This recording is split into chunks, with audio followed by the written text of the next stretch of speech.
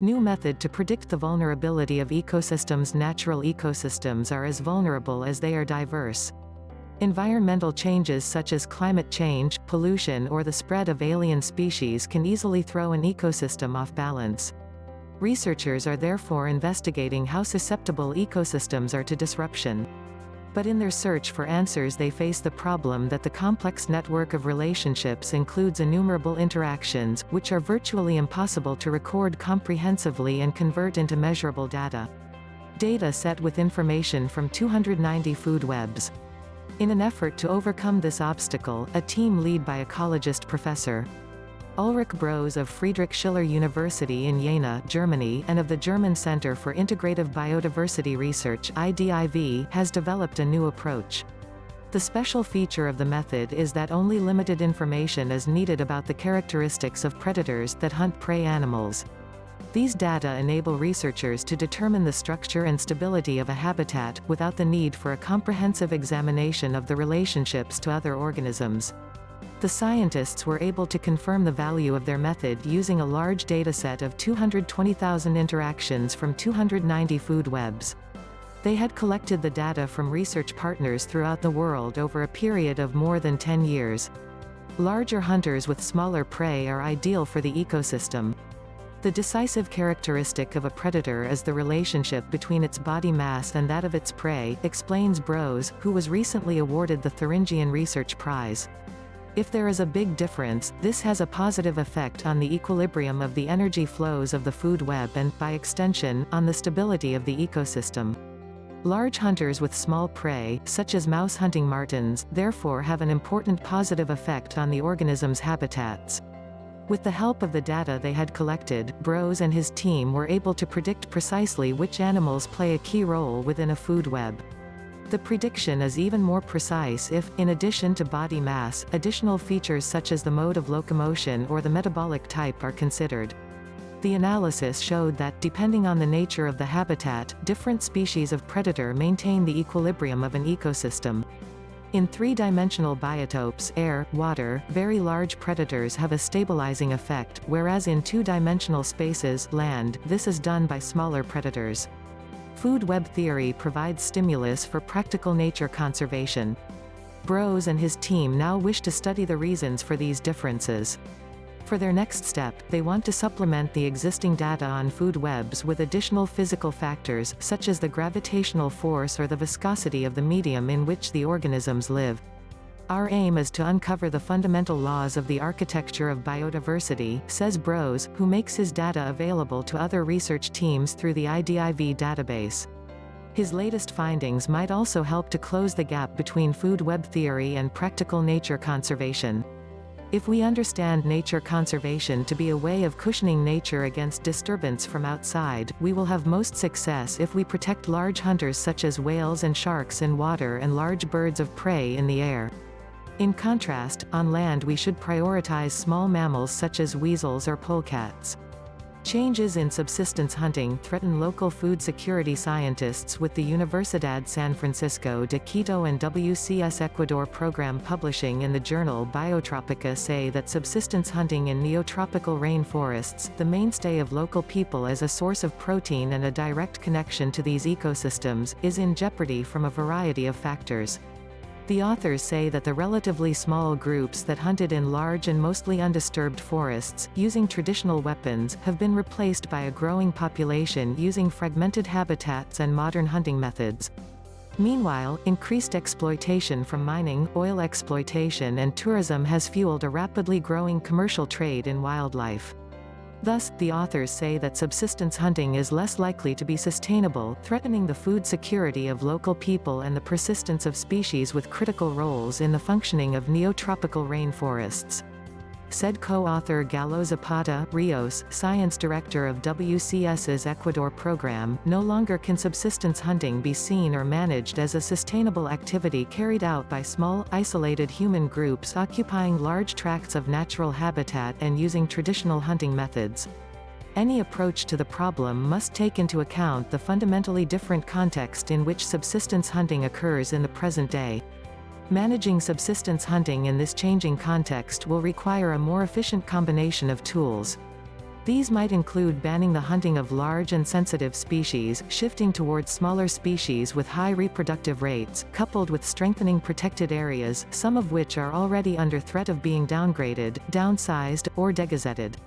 One approach to addressing this might be participatory zoning, to designate residential areas and areas where farming, gathering non-timber forest products, forestry and hunting can be practiced sustainably, while allowing for the designation of no-hunting areas that serve as source areas for hunted species.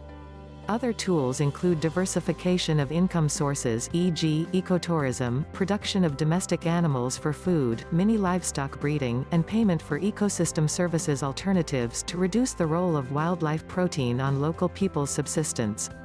Protecting rare species can benefit human life. Preserving rare species for the sake of global biodiversity has long been the primary focus for conservationists. To better protect rare animals, insects and plants, and to prepare for an uncertain future influenced by climate change, a team of researchers is aiming to merge this conventional wisdom with a new way of thinking, arguing researchers needs to better understand how rare species benefit people outside of their existence value. In a new paper published Thursday in the journal Trends in Ecology and Evolution, researchers with the Long-Term Ecological Research Network (LTER) outlined an agenda for improving our understanding of how rare species help support human lives and well-being by contributing to the benefits of ecosystems on which people depend. Such an understanding is especially important given a recent United Nations report that warns up to 1 million species are at risk of extinction due to human activity. The novel approach is poised to help global policy initiatives, such as the UN Intergovernmental Panel on Biodiversity and Ecosystem Services, that are trying to respond to the world's biodiversity crisis and protect nature's benefits to people. If rare species that are of the most interest to conservation also benefit people's lives, it creates an added incentive to protect them, said lead researcher Laura D., assistant professor of conservation sciences at the University of Minnesota's College of Food, Agricultural and Natural Resource Sciences. Rare species tend to be different from some of the other species we find in ecosystems. People are starting to think about whether that means they might play a unique role in the future that might otherwise not be represented by the more common species. Few studies have looked into the role rare species play in providing the natural benefits of ecosystems on which people depend. Thus, researchers don't know much about which rare species matter to nature's life-supporting services, like storing carbon and providing food. Climate change is creating even more urgency to understand their roles and what losing them might mean. Researchers found that rare species may offer a kind of insurance against an uncertain future, and by overlooking them in research studies, ecologists risk missing opportunities to buffer the worst effects of climate change. The team found that rare species contribute to their ecosystems and support human life in a variety of unique, often unconventional ways, such as keystone species or plants that support soil fertility. Likewise, preserving rare species can have a direct positive impact on human life. For example, restoring populations of bluefin tuna could restore their role as a provisioner of food for people, and protecting giant sequoias can help store airborne carbon that makes climate change worse. Humans have an incentive to protect rare species whose impacts on our lives are less obvious, because new diseases or biotechnological breakthroughs could create situations in which rare species provide benefits to people. This has happened before. Past discoveries found that the rare Madagascar rosy periwinkle, Catharanthus roseus, contains compounds useful as medicine for childhood leukemia. Assessing species based on their benefits to humanity under climate change will better inform conservation decisions, Dee said, shifting decision-making to focus on what the future might look like, rather than what conditions are like today. Knowing when, and to what extent, rare species positively affect people's lives can help identify when our multiple conservation goals are aligned, Dee said. How plants are working hard for the planet. As the planet warms, plants are working to slow the effect of human-caused climate change, and research published today in Trends in Plant Science has assessed how plants are responding to increasing carbon dioxide (CO2). We know that terrestrial plants are currently absorbing more CO2 than is released into the atmosphere through the combination of fire, decomposition, plant respiration, and human-related emissions, lead researcher Lucas Cernusak said.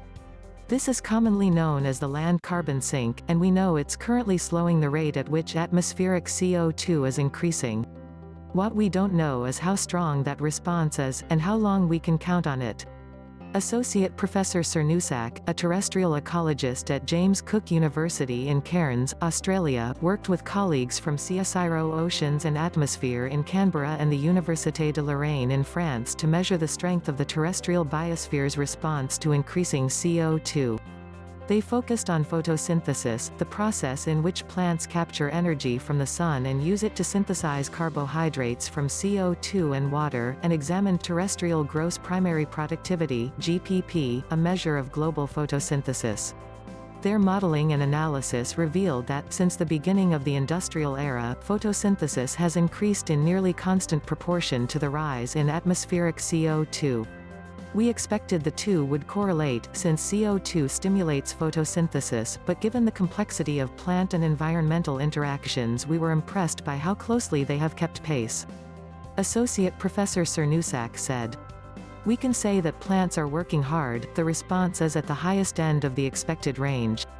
The researchers used a combination of existing analyses and new modeling, alongside laboratory studies, to examine how increased CO2 affects photosynthesis, from individual leaves up to a global scale.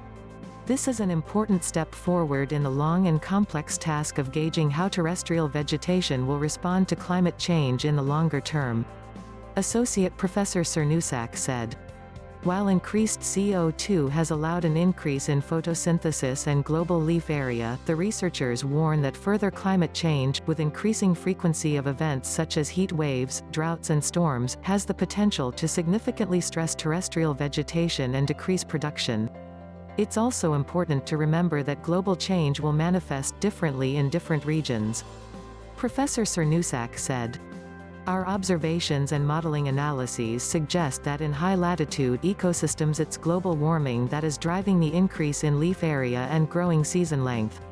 That's quite different from the tropics, where our study indicates that CO2 fertilization is driving the growth in photosynthesis, while climbing temperatures can create significant stress for some plant species."